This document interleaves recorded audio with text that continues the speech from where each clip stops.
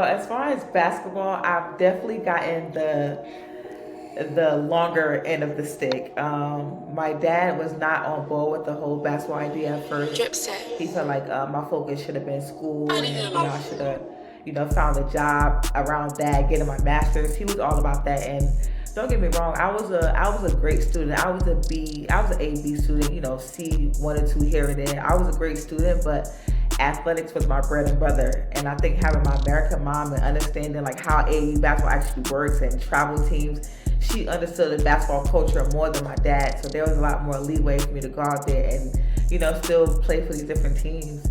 And as far as like life skills, it definitely taught me balance. It definitely taught me like learning how to just have that cross between, okay, I'm an American, but I'm also a evil Nigerian girl. And sometimes it's good to just for people to understand where you come from. And I come from a great family, Abia State or Hafia Village. I go to Nigeria all the time, every chance I get.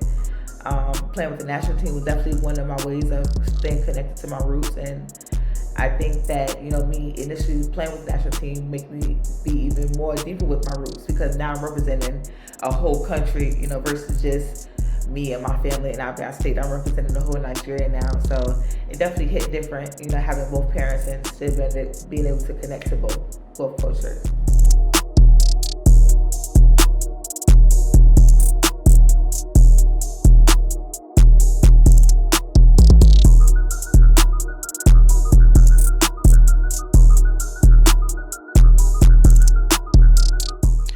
What's up, guys? Coach David here, and I would like to welcome you all again to another episode of the Beyond the Athlete podcast. I'm your host today, and as always, but you might see a few people in the future, so watch this space. But today, guys, I just want to say thank you, first of all, for pretty much watching our previous episodes and so for supporting us as well.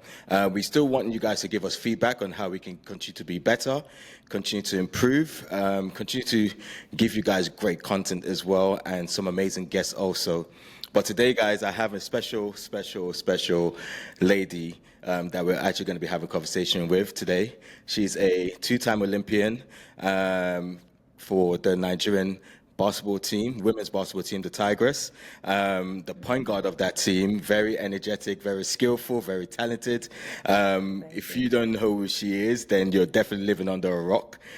She was 4th in scoring in the Paris 2024 Olympics, averaging 18.5 points a game, amongst some of the people that we see as sort of the greats of women's basketball.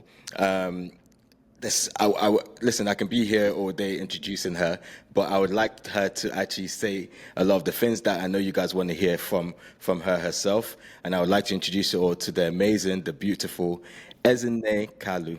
Welcome. Mm-hmm. Thank you so much for having me. Thank you. I really Do you speak Igbo, by the way? Thank you. You're welcome. A little.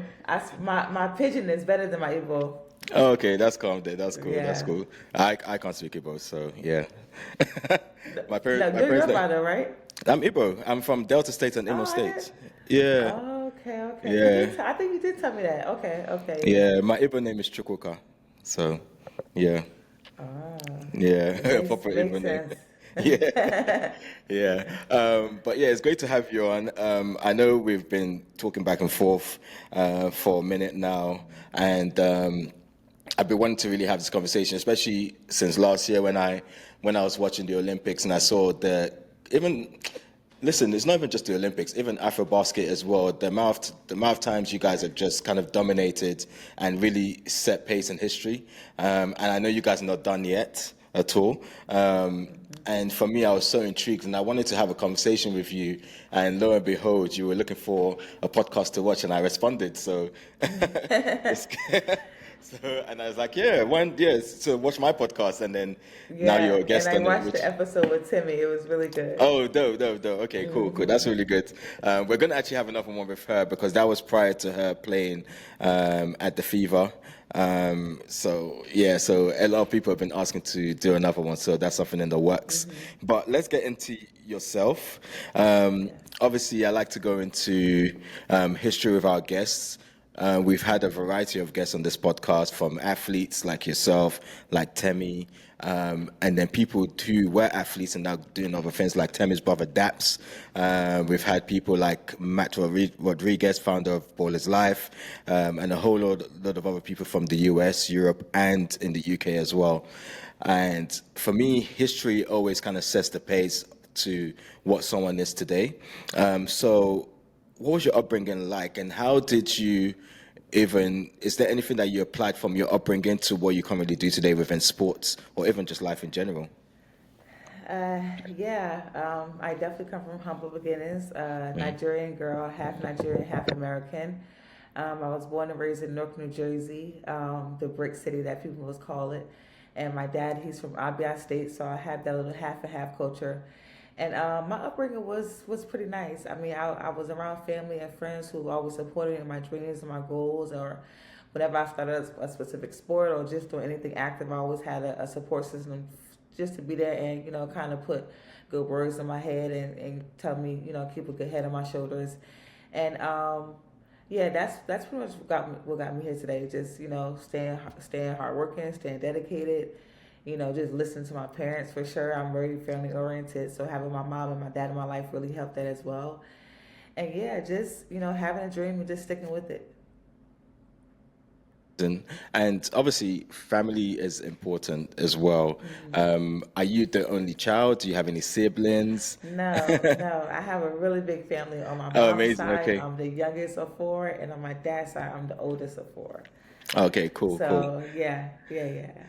So there's a lot of competition, I'm guessing, within you guys and some of the things. Surprisingly, no, because I feel like I'm Oh, the wow. only athletic. Yeah, I'm the only athletic person in my family on both sides. So there's no really competition there. But as far as like just being who we are in general, our personalities, they're always like up and down, and that's just what family is. And I think that's what kind of keeps us competing more than anything, our personalities. Because I'm the only athlete in the family, which is crazy. That's interesting though. I think I'm the only athlete in my family as well, to be fair. Actually, no, that's a lie. My youngest sister, who's studying medicine right now, she plays field hockey. So so there's two of us. Wow. Yeah, which is Okay, so yeah. quite interesting.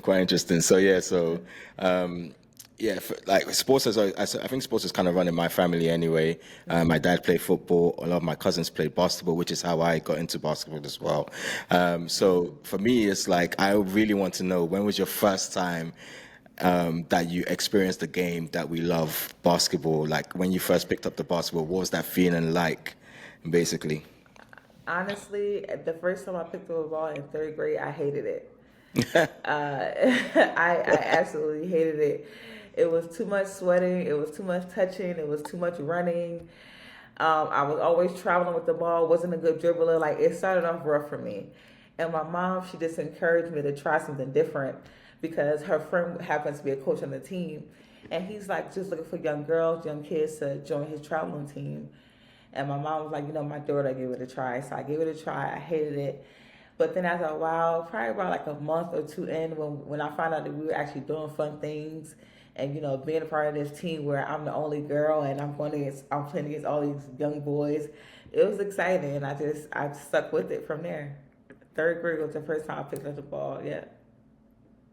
And then what was the progression like from that, basically? I remember the first time I picked up a basketball, you're gonna laugh at me, by the way. My first basketball was a ball made of rubber bands. I don't know if you've ever experienced something like that in Africa. Homemade hoop, me and my cousin. My cousin was actually a hooper at the time. He's a bit more chubbier now, but he was a hooper then. And he could ball, and he's the one that got me into it. And that was the first time. But in school, I was horrible. They used to call me Fish because the boys, every time I got a pass, it would slip out of my hand. It was just... Yeah, I could never keep hold of it. Man, I can never keep hold. And I lost a lot of girls for that because a lot of the guys that could play basketball got all the girls, and I didn't get no one because I couldn't play. So I made sure I had to work on that at the time. So so unfortunately. But obviously, I know that from that journey, you obviously progressed. Like, Yeah. when did everything just kind of click for you, where you said, "This is what I want to do, and this is the journey I want to take within this sports itself." Yeah, that started when I don't know if I don't know if you're familiar with AAU basketball. Yeah, That's yeah. when you have different track. Yeah, it started when I played AAU, and my coach used to always tell me like, "Hey, when you play these games, you have different scouts who coming to see you, and the scouts just pretty much list all the names of all the good players out there." And I was always making a list of one of those top players playing AAU, and I'm just like, my mom would just always tell me, "Listen, like, if it's something that you love to do, stick with it. You see people recognizing you, see people know that your talent can take you places, just stick with it." And I think me playing AU and traveling to these different states early on in life and just being exposed to other talents and having access to gyms and other coaches who actually cared about, youth development for basketball, I think that's when I really started to take it serious, really start to become a gym rat and really, get focused, try to make sure I'm a part of basketball as much as possible. Think that's quite powerful because I think at a young age, basketball having accessibility to a lot of like resources like AAU, the gyms, Yeah, open yeah. gyms, is so important in terms of development of young athletes. I think nowadays, especially in the UK, I think there's still a bit of a lack of that, which is why I really like this sort of conversations because I want Yeah. people to sort of be inspired to even create that just the same way we did as well. And they can actually hear it from people like yourself, athletes like yourself who've gone through that system and that process to becoming Yeah. great players that you are today. So for me, it's like basketball has always been like impactful, especially when it comes to the younger generation, especially when you're young as well. Because I It's a know safe now, haven. I'm telling you, and I know now that you've kind of used that not just to become an athlete, which is kind of your bread and butter, but it's also kind of there's so many tangible, intangible skills that you've actually kind of put into your Yeah. life as well. So the foundational question for that, first of all, would be obviously growing up as Nigerian and American, and we all know what a Nigerian household is like and what Nigerian parents are Yeah, like. so Yeah. I just thank So God every day for my American mom because if not, I'll still be in medical school, just that full of wahala. I hear you. um, obviously having both cultures, Yeah, how has that yeah. influenced your approach to basketball and life as well? Yeah, well, as far as basketball, I've definitely gotten the longer end of the stick. My dad was not on board with the whole basketball idea at first. He felt like my focus should have been school, and I should have, found a job around that, getting my master's. He was all about that, and don't get me wrong, I was a great student. I was an A B student. C one or two here and there. I was a great student, but athletics was my bread and butter. And I think having my American mom and understanding like how AAU basketball actually works and travel teams, she understood the basketball culture more than my dad. So there was a lot more leeway for me to go out there and, still play for these different teams. And as far as like life skills, it definitely taught me balance. It definitely taught me like learning how to just have that cross between, okay, I'm an American, but I'm also even a Nigerian girl, and sometimes it's good to just for people to understand where you come from. And I come from a great family, Abia State or Hafia Village. I go to Nigeria all the time, every chance I get. Playing with the national team was definitely one of my ways of staying connected to my roots, and I think that me initially playing with the national team make me be even more deeper with my roots because now I'm representing a whole country, versus just me and my family in Abia State. I'm representing the whole Nigeria now, so it definitely hit different, having both parents and still being able to connect to both cultures. Have you ever been to the UK? No, never, never. And Wow. I do want to go. I've never been. Damn. That's the only country. That's the only side of the world I've never been to, and I really want to go. I Okay, really want to cool, go. cool. I'm definitely gonna have to invite you over then. Like Yeah, so you're gonna love the invite me community. now. Send the invitation. Let me Yeah, just definitely. RSVP. No, we'll do that. We'll do that for sure. We have to make it happen. It has to, hopefully this year, if you're free, we'll definitely make it happen this year because the Yeah. community that we're part of, like you will love it. You will actually love it, especially this summer. this year. It's going to be Uh-huh. crazy. And I hear But and the London Lions, they're putting UK on the map, right? As far as percent, women's yeah, basketball. yeah, yeah, So yeah, yeah, yeah, yeah. I would definitely love to come in to experience all that for sure. Yeah, last year was very strong. Obviously, you had Temi and a few other ladies that were playing on the team. I think this year, obviously, they went through the transition because the previous league kind of went into administration, and a lot of things kind of fell apart. But lo and behold, the league was saved, and now London Lions are kind of picking it back up again. But to be honest with you, a lot of the community basketballs here are doing crazy work right now. I'm not even trying to toot our own horn, but people like myself, there's other communities like Hoops Fix, Hoopspace, London Basketball Association. They're really putting in the work and putting their money into the work for young basketball athletes as well, Oh male wow. and female. So yeah, there's a lot of that really happening here, and I think it is definitely on the rise.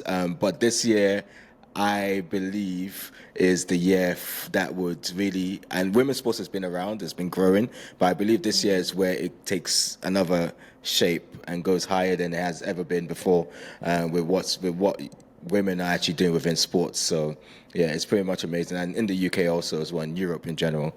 So yeah, it's quite powerful. Um, Yeah, obviously, that's you're, amazing. yeah, yeah. Obviously, from my research, I know that you're one I think one of the first in the last 15 years, correct me if I'm wrong, to ever play in the WNBA from a historically Yeah, that black was a college, Savannah yeah, that State. was a crazy statistic. Yeah, Yeah. yeah.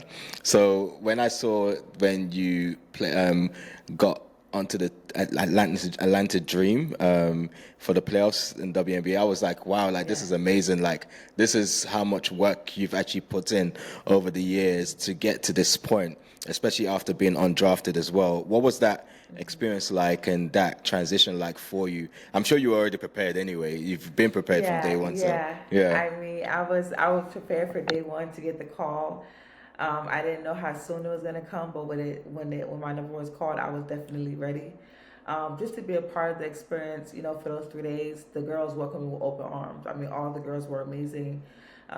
Tina Charles was the first one who, grabbed me up under her arm and say like, "Welcome, like, God has gotten you here. Now it's time to really show the world what you can do." And just to be there, be in that space, and finally being able to play in New York, close to my hometown, New Jersey, and have my family come down was just an amazing experience. It was very unforgettable, and I'm happy that I have, was able to be a part of the team for that amount of time. And I'm hoping in the future that we can continue on that path. So now we just wait to see how things go. But the experience was amazing. It was nothing short of amazing, really. That's really good. That's really good. What was your mindset and strategy, if you did have one strategy, did you employ to kind of Yeah. like persevere and achieve that milestone as well? I think my mindset was just to keep going. Like, yeah, the time is now. Like, you've been being patient this long. Now is the moment. And I came into a level headed. I came into it off a high because I had just came from the Olympics, right? So I was still feeling everything from that, and that was really much of a boost of confidence for me. And when I got there, I fit right in with the girls. I fit right into the system, and just telling myself to keep going. I mean, you've gotten this far. Just one day more, one day more, one day more. Keep putting the work in, and then just staying true to myself, playing my game, and just not trying to do too much. Just do what I know how to do because that's what got me here, doing me. Obviously, I know you touched again on the Olympics, so I'm going to go back Yeah. to that because that's such a big thing as well. And it's amazing because, by the way, you're the first Olympian that we've ever had on this podcast, which is huge. So, Really? yeah, Okay, yeah. that's to So, hear. yeah. I've always thought about within sports, there's a huge lack of leadership. Leadership is so important in terms of in terms of the trajectory of our lives and how we kind of like process through to where we want to get to. Obviously, you being that leader on your team at an international stage as well. What was that like for you? And also, do you have leaders that you also look up to that kind of like push you through towards like your goals as well? Yeah. For starters, every woman that I see doing what I'm doing, doing what I'm doing, Mm, playing overseas, playing for the national team, playing in the WNBA, playing for, playing these long seasons, putting their body through workouts and training and lifting and traveling. Those are all the women I look up to. I mean, because they were me years ago. I was them years ago, and everybody has their testimony, everybody has their journey, and anybody that has persevered or was resilient to the upbringing or whatever and can stand 10 toes down on what they're doing and say, wow, like, this is a life that I've dreamed of. Those are people I look up to. And as far as the Olympics, going into it, I've always been a strong leader, but the Olympics was where I was tested. It definitely was not easy. It definitely was not a walk in the park because the Olympics is the toughest stage. The Olympics is the stage where people actually dream of, and for us to be there and for us to, have that support system from fans that necessarily not even from Nigeria, but they just rooting for us because they see how well we're playing and how hard we're playing. That make you feel like, wow, like this is the moment. So like I said, when my number was called, I was ready to be there for my girls and try to be vocal as much as I could and just try to get us as far as we could to that podium. leadership is one of those things that you can never hide from, unfortunately. And you can't And I think, teach. yeah, you can't teach it as well. Either. Yeah, you actually, like, leaders are born, like, they're not just Yeah. like they may showcase that leadership skill later on or earlier in life, but they're just born. And for me, leadership, to be honest with you, like where you see me now, even though I'm still kind of like early stages of what I'm meant to become, but leadership is what got me here. Because if I didn't have leadership, I'll be doing all sorts right now. We wouldn't have this conversation. I would never be I would never be thinking about even doing a podcast or working in sports or doing anything like that. I'll be somewhere doing all sorts, like not really progressing at all. And for me, my leader is really kind of like, really, to be honest with you, it's not even just what he says and it's pretty much what he shows. And the fact that he's constantly creating, constantly speaking about greatness and constantly him being great, I'm just really replicating what he's done in my own space, basically. And someone else now is now looking at me. There's a young guy that's kind of joined our team and he's been watching me for the last 2 years because I've said 2 years ago, I said to him, oh, this is what I want to achieve, this is what I want to do, this is what I want to do.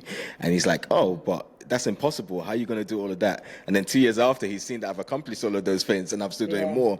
So he's now like, oh my days, like he's actually not like everyone else that talks the talk, but he's actually done the work as well. So now he's literally like, listen, let me do your social media. Let me follow you to this place. Let me come with you to this place. Let me help you with this. Don't worry, you're not by yourself anymore. All that kind of stuff. So that's what's up. Yeah, leadership is powerful, and I do think we need more of that as well. And sometimes we don't see that in sports a lot. So it was great to kind of see, especially watching the game against Team USA, and how you just didn't back down, and you kind of just showed you didn't lead by just speaking. You led by example, like putting yourself and your body on the line for every single play, whether it's defense, offense, like literally pushing the team forward. And I thought like that game for me like was amazing, and a lot of people, as much as like you guys didn't get the win, there was a lot to learn from that could be applied to anything that you do in life. So it was quite powerful. Sorry, I just had to say that. No, you're fine. So still sticking on the Olympics, because I want people to know this, because I don't want people to forget this. This is on YouTube and it's going to be on social media as well. So you led the Nigerian team, and I know I'm going to say you led the Nigerian team, but I know all the girls really put in the work as a collective as well.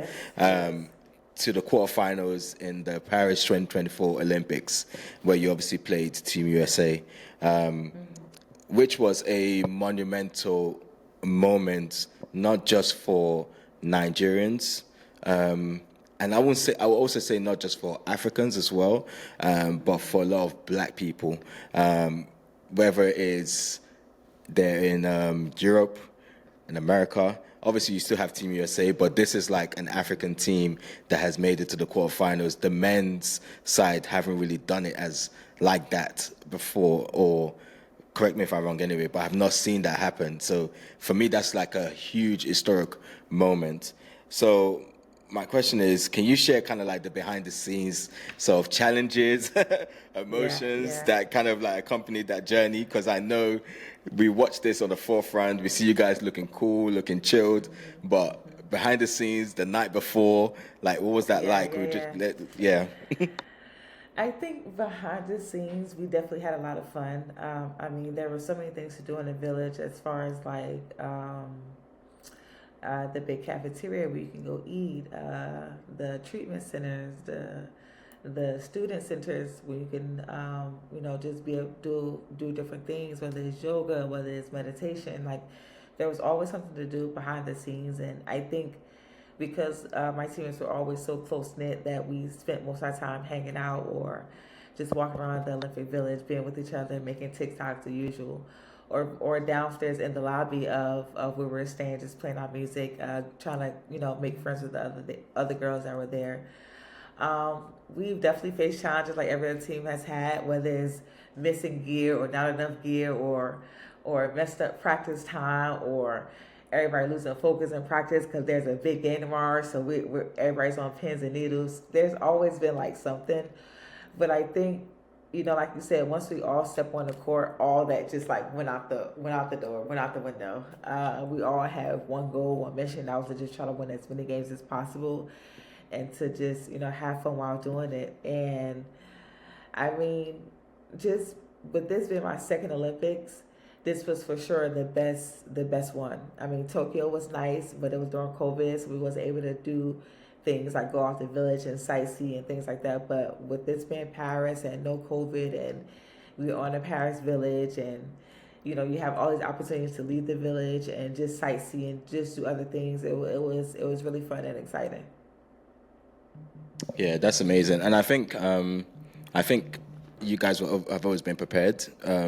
I think sometimes our journeys kind of take us through a process where it enables us to adapt to certain challenges as well.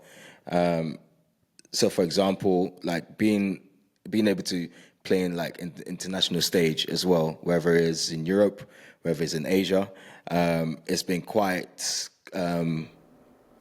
powerful for you guys, because then when you now go into the Olympics, you almost kind of are familiar with that style of play anyway, especially the FIBA style of play, and you're really already ready to adapt to that. Yeah. But for me, I wanted to really ask, basically after that sort of journey and after that quarterfinals and the Olympic experience, a lot of young female athletes will be super, super inspired, especially in the African space and just girls in general. Yeah. How are you planning, or if you are currently doing that at the moment, going to or are doing, giving back to sort of the next generation of hoopers as well? Yes, I'm actually glad you mentioned that. I'm in the process of building a nonprofit organization known as the We Move Foundation. I don't know if you're familiar with the phrase "we move," and I think that embodies. It's fine. It's just it's a foundation I'm putting together for inner city youth as well as African athletes, just improving logistics, having extra opportunities as far as training camps, as far as mental health programs, just find a way to get boots on ground and give back to youth development. I'm all about the next generation. I'm all about kids being able to have access to that same safe haven that I've had.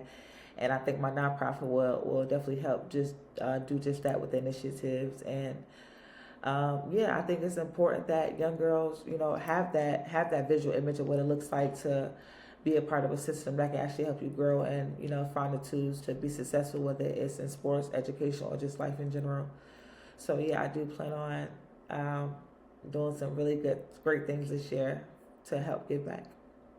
And would this be in the States, or would it also be in Africa as well? Exactly, yes, it'll be in the States, more so in the city states, and it'll be in Africa as well. Amazing. And how can we get involved? And how can people Yeah, get for involved sure. as well? Yeah, so I'll be launching it in a few months or so, and you can get involved. There'll be a huge event I'll have in New Jersey. I'll have my first camp there to kind of, get things rolling. But to be a part of it, there'll be like a donation link on the Amazing. website.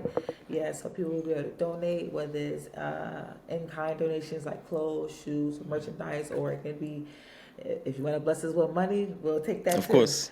So in about a month or so, people will have the details on how to be a part of the We Move Foundation.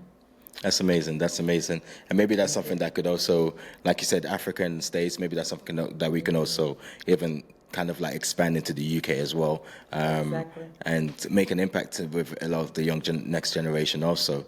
I wanted to ask a question because I know that obviously business owner, athlete, model as well. Correct me if I'm wrong. Yeah. I have my runway days. Yeah. There you go. And also, like with your foundation, mentor as well, because you are acting as a mentor when it comes to that space. How do you balance all of that and still be on top of your game as well? Because a lot of people always think, especially the younger generation, always think that if I put my mind to multiple things, how can I still be the best at what I do, basically? And I think yourself, myself, and so many other people are a testament of actually being able to do that. So as much as I run the basketball organization, doing our sessions, free sessions every week, I'm doing a podcast. I'm now going to be launching a run club, launching an animator series. So so many other things, but basically I don't sleep. So when you see me messaging you at 3 a.m. UK time in the morning, I'm then okay, he's out. yeah, I'm not sleeping at all. So how do you kind of prioritize and balance everything and still be able to still be on top? Those are the key words right there, prioritizing and balancing. I'm all about prioritizing my goals. I try to do the highest priority, which is the goals I know I accomplish right now, the goals I've already, kind of worked on, I need to get finished. And then you have the low priority, like the goals that may take a month, 2 months, or even a year from now. Those are the kind of goals that I can say, okay, let me work on this first, get this out the way, then I can revisit that. And also too, it's just about balancing, knowing what time of the day to work on this goal, and then knowing when to work on that goal, but also get rest after, and then knowing how to, just like I said, prioritize and balance. I do keep my hands in a lot of things. I do try to stay active. And like I said, I think for me, it's just about doing what's most important first, and then just kind of going down the line and crossing everything off my checklist day to day. Okay, that's dope. That's quite similar to me. I tend to, like you said, prioritize a lot of things, but then there's times, because I'm such a creative, there's times where you're prioritizing, you have your lists, and then something else just comes out of nowhere. You're like, damn, this is such a good idea. And it's something that you can actually do right now, but you almost kind of have to discipline yourself and maybe kind of say, maybe this in the next 2 months I can accomplish this, or I can start this and stuff like that as well. But also having a good team around you helps. Is that something that you currently have at the moment as well?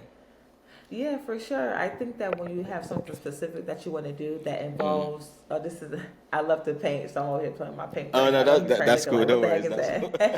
Don't worry.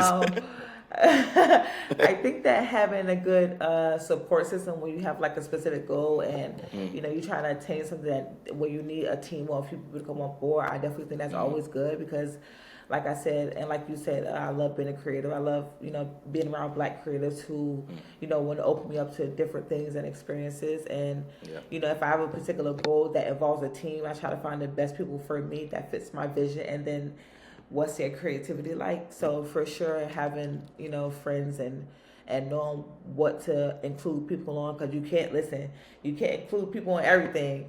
You can't include people on every little thing that you do. So just also too with that, just finding a balance and a boundary for, having which people around certain goals that you feel comfortable to say, okay, I want you to be a part of my team to make this successful. Yeah, a strong team is needed. Funny enough, Yes. a lot of my team are actually based in Nigeria. Um, funny enough, Really? a lot of my Have you ever been to creatives. Nigeria? I was born there. I lived there till I was 12. I'm 37 now. Have you So been back? no, no, no. What are you There's waiting no, for? there's no reason for me to go back right now. Honestly, there's actually no reason for What me do to go you back right now. mean? Because, okay, so my mom's here with all my sisters. A lot of my cousins are Okay. here and in the States, Switzerland, Austria. Oh, I so you have, don't really have like no immediate family in yeah, Nigeria. but apart from Okay. my dad lives in Delta State in the Uh-huh. village. My other cousins live in Abuja, and that's it. Like everyone else is here. Even my grandma is in Chicago. Oh So wow. Yeah. yeah. So you don't even go for like Dirty December and none of No, the no, no, no, events. no, no. I don't have time to even do Okay. all that party and stuff. I'm trying to build something great. If Yeah, I basically feel you. I'm Yeah. trying to I'm basically what I'm trying to do with this platform is really get to a place where we can now start setting policies for not just basketball but sports that benefits the community and Oh. people that are not really being given that opportunity to actually participate in sports. So we're now trying to create an alternative association. So as much as FIBA is out there, which is great, as much as the NBA is out there, which is great, no one's actually decided or had the audacity to actually create alternatives to those organizations, and that's where That's where I come in. So okay. yeah, it's a big task, but I love it's that. Yeah, definitely it's a possible. bit but doable. Yeah, Doable 100% for doable. sure. Yeah, Doable. so going back to yourself, like in terms of if we were to look back on your career in the next few years, what would you like people to say or see from Ezinne? Um, like what I want them to see in the future, or what I want them to say about me, about my So past basically, that were. what legacy do you have? What legacy would you like to Oh, leave, okay. basically? That's a great question. Somebody who created a lane for young athletes, specifically African athletes, to pursue anything that they want to do, but specifically athletically, to show that I was like a mentor, like I'm the role model, the person who has created a platform for, like I said, young girls to be successful in sports and life. I want to live the legacy of just being the Nigerian queen. Um, and I think my biggest legacy I want to leave is creating community centers. Like I said, I think it's important to have those safe havens. I think it's important to have those centers where kids can come, be involved in sports, be involved in aftercare education, just being a part of an actual community. And yeah, yeah. That's a very powerful answer, definitely. Thank you. And this podcast will keep you accountable, so you can always go back to it. And Now, okay, now this yeah, is trying to keep me, make sure yeah, I'm following all everything I said I was gonna do. 100%, 100%. I've just got a few more questions now. These are very interesting questions I like to ask my guests. So, first Okay. question is, do you have a question for me? Um, Question for you.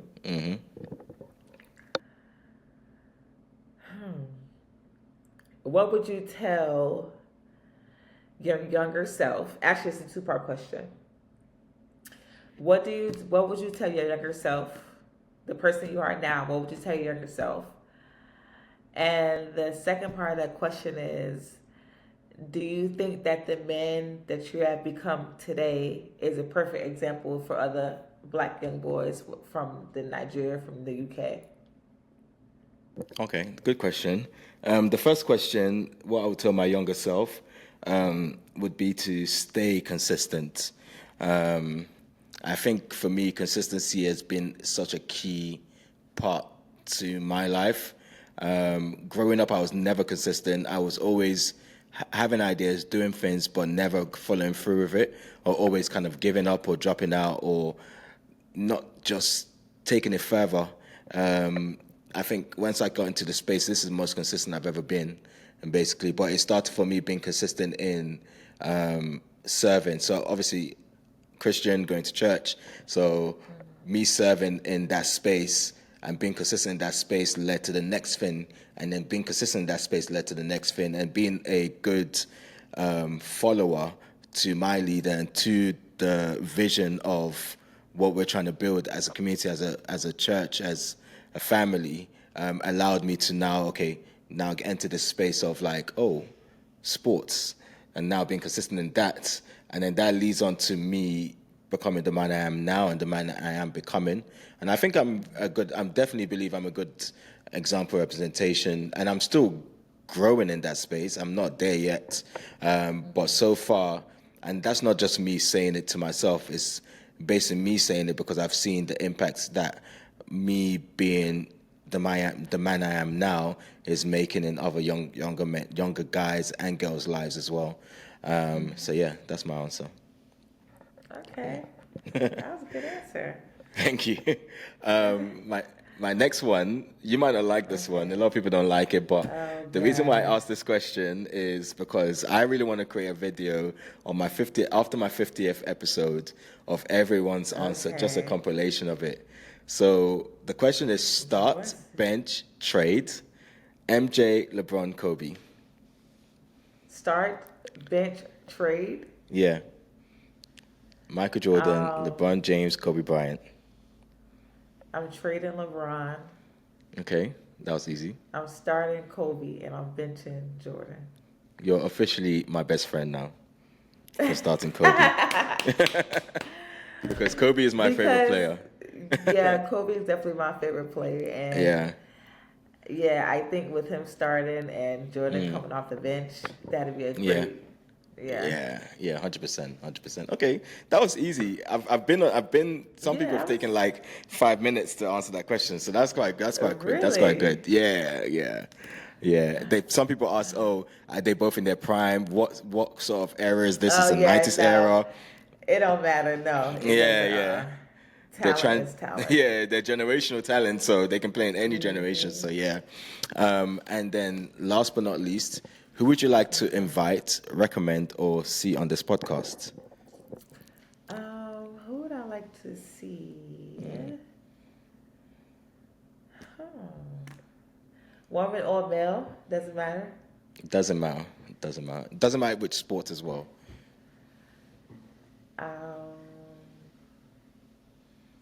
I would like to see one of the footballers from our women's team, national team. Okay, that would be dope. That would actually be dope. Okay. Yeah, I think that'd be dope. They've definitely had some experiences. They've definitely had some major accomplishments. So one of those players I think will be nice for sure. Okay. Do you anyone that you would recommend yourself specifically? I forget her last name, but I know her first name is Rashidat. Okay. I'll send you her page. But yeah, okay, cool. She's legit. Okay. She's definitely really, really talented. Okay, I'm definitely gonna make that happen then. Definitely gonna make that happen. But yeah, Ezinne, it's been a pleasure. We've come to the end, but it's not the end of our relationship. It's not. It's I'm not coming the end. to London, so yeah, be for ready. sure. For sure, we're ready for you. We'll host you and everything else as well. But yeah, thank you for coming on the podcast. It's been a pleasure having a conversation with you, and I know we'll definitely have many more conversations. And also, I know we're going to definitely have you on here again because I know you're going to do some crazy stuff in the future.